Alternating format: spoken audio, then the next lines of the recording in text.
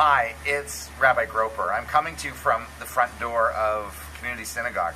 As you can see, there are all sorts of signs on the front door, especially this one that says, "Do not enter, stop, safety risk."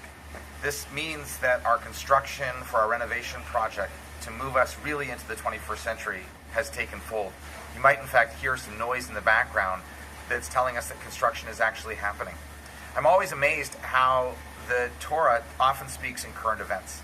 In this week's Torah portion, known as Pinchas, there's a moment in it where God tells Moses to climb up a mountain called Mount Abarim and to gaze into the promised land, into a land that Moses will not be able to enter because he didn't follow God's rules. He struck a rock twice instead of just speaking to the rock. So God tells him that he will die in that promised land.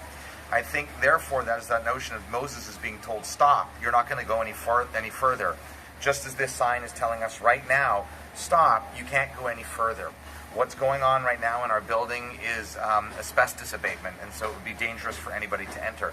But we're still functioning fully with our office staff sitting in a trailer, which is just adjacent to the parking lot, with our services taking place in the chapel at Rabbi Presbyterian Church on Friday nights at 6:30, and again on Saturday mornings at 9 a.m.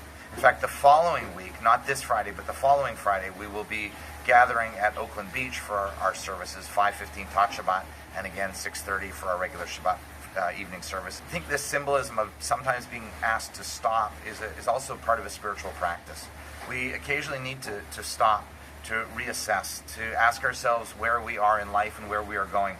And in fact, these summer months are wonderful opportunities for that, where the pace hopefully slows down a little bit, where we might be able to get outside a little more, to reflect on where we are in our lives, and so that when we come closer to the high holidays and entering into that new year, we will have done some of that important cheshbon hanefesh, some of that important soul work, so that we can truly head into the new year with a renewed verve and a renewed sense of vigor. Moses finally is told by God to look into the land. It's a reminder that he has a vision, just as we here at Community Synagogue have a vision ongoing to really be a caring Jewish community that brings meaning and purpose to your life. And part of that vision will be this renovated sanctuary. I hope to bring you updates each week to show you how the progress is going. But for now, Shabbat Shalom, and I look forward to seeing you this Friday night or Saturday morning in the chapel at Rabbi Presbyterian Church.